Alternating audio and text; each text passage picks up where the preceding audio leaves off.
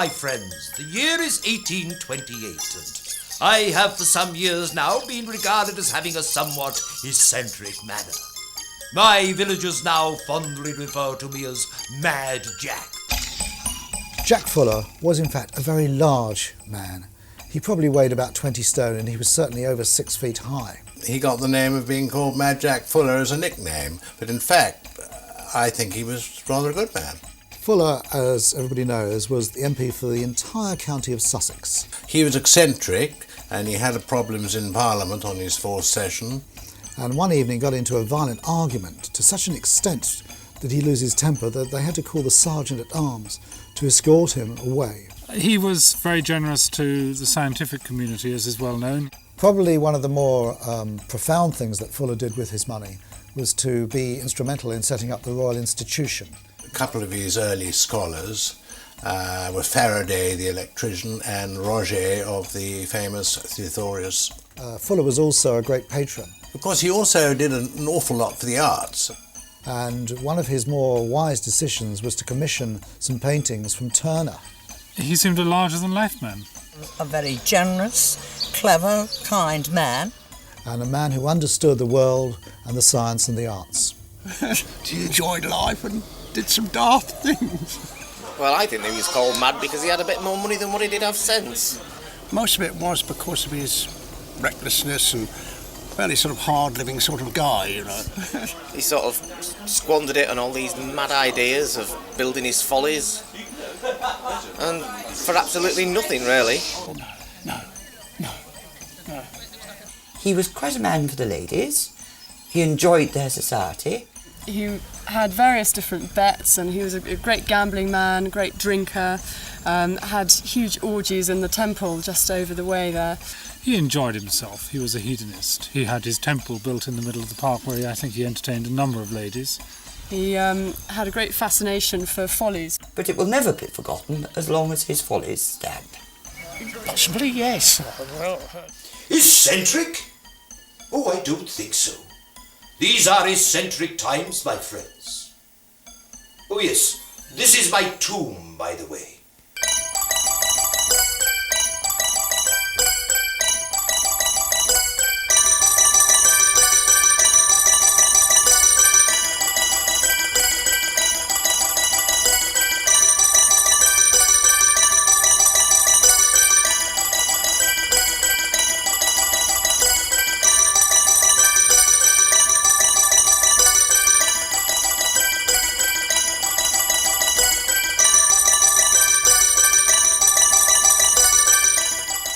Now, I've always loved a wager. Well, this delightful building gave me the perfect opportunity to indulge. The sugar loaf. I still recall that day in my London club. I was taking a drink with my very good friend Charles Simpson. The conversation came around to Brightling, and I claimed that I could see the spire of Dallington Church from my estate. Now, Charles disagreed, and a wager of 50 guineas was placed to settle the matter. Of course, when I got back to Brightling, I found I couldn't see the damn spire, could I? It was down in the valley, out of sight. So I had my own spire erected, which you could see from the house. That might be true. But there was another story, that Mad Jack wanted to be holier than the Pope. So he erected a church spire on his land so that people passing would think that Jack had actually built a church.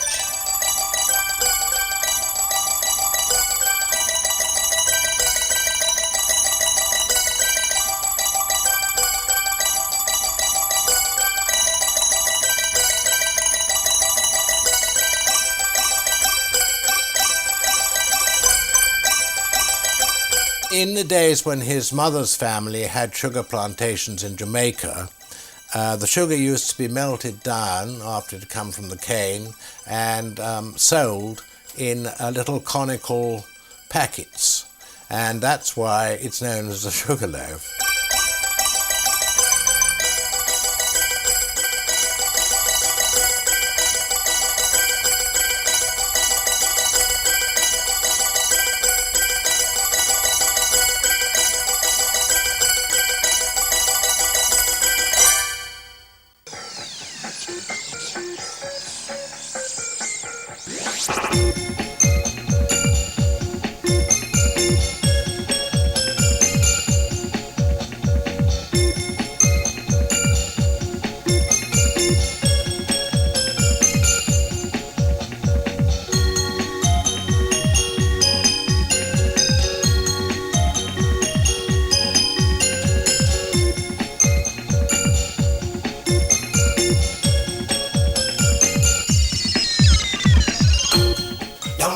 George and gentlemen's grounds are complete without an obelisk.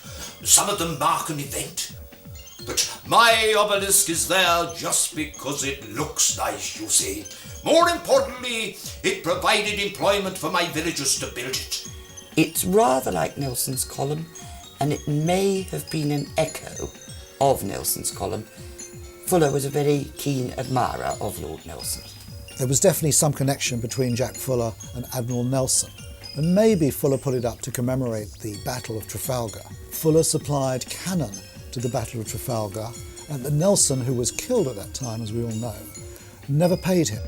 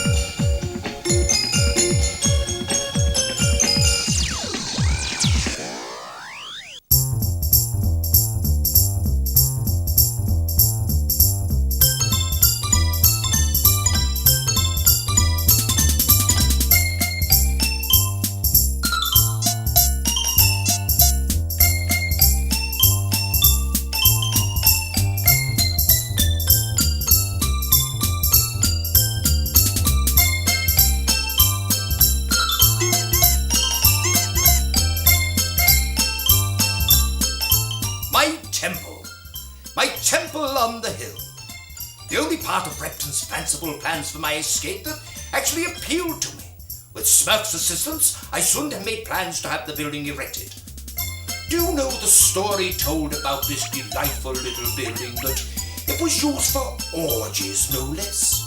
Was the headquarters of some sort of hellfire club, and I would invite ladies of the night to romp around this delightful little building. Well, believe me, ladies and gentlemen, there's hardly room inside to swing a cat, let alone get this bulk inside to have an orgy. The rotunda, which is not that far from where Jack Fuller lived at Brightling Place, Rose Hill, it's said also, according to legend, that there was a tunnel connecting the rotunda, and that in those days the equivalent of sex, drugs and rock and roll took place in the rotunda. Of course, the breadth of their vision in those days was probably slightly narrower, down to just gambling and prostitution.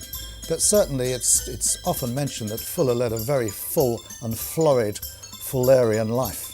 Now this was the time when gambling was illegal, so they reckon he built this rotunda as a gambling den, and it had a tunnel running from the rotunda down to the main house.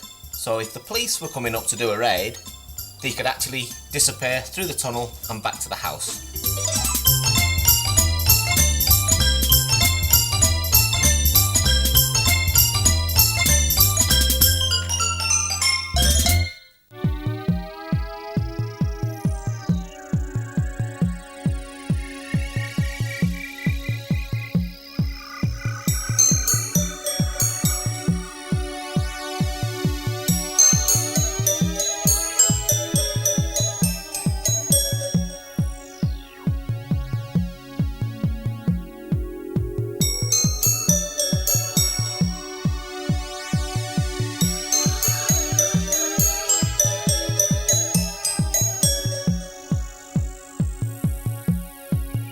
Now, I've always been interested in astronomy, so I built my own observatory.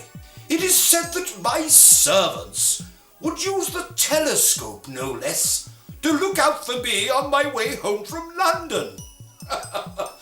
Where do these stories come from?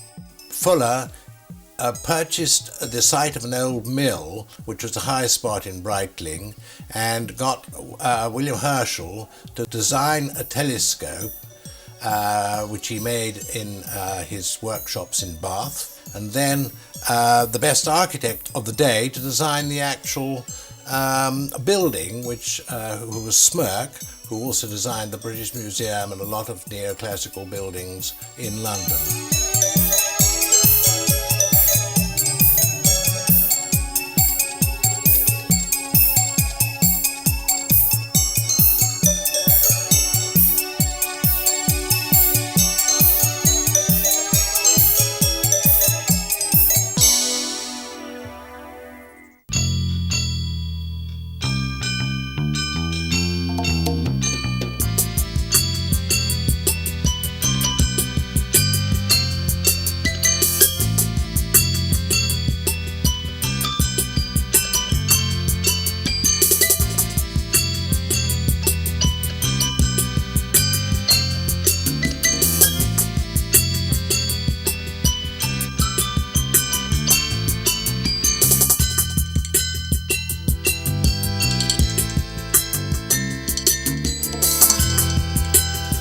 This is my tower. Do you know, my tower has been called the Hermit's Tower. It is said that I, good John Fuller, was about to engage the services of a hermit, who I would encase in this structure for 1 year and 1 day. During that time, the person would only be given the basic food rations, not allowed to wash, tend his nails, or even comb his hair. If the unfortunate survived the ordeal, then I was supposed to make him a gentleman for life. What rot! Jack Fuller became captain of the voluntary Sussex Yeomanry Cavalry, and he was paranoid about the Napoleonic invasion. So he had this tower erected as a lookout tower, but Napoleon just didn't invade.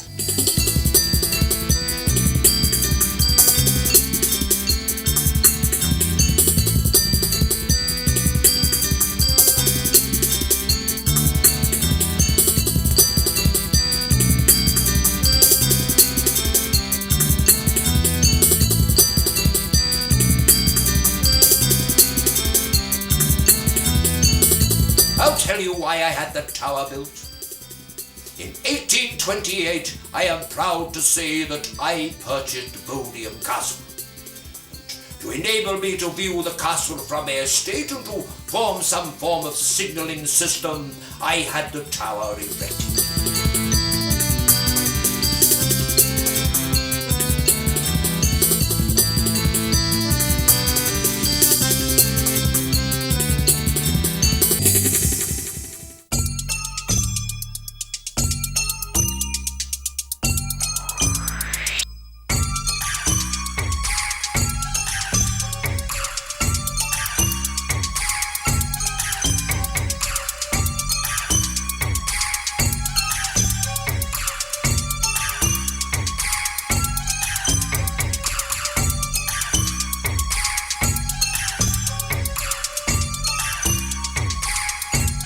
When Fuller wanted to build his own grave before he died, he went to see the local vicar.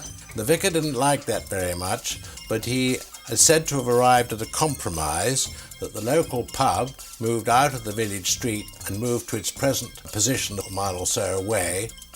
In return for taking the competition from the church away from the village street, he was allowed to build his memorial tomb.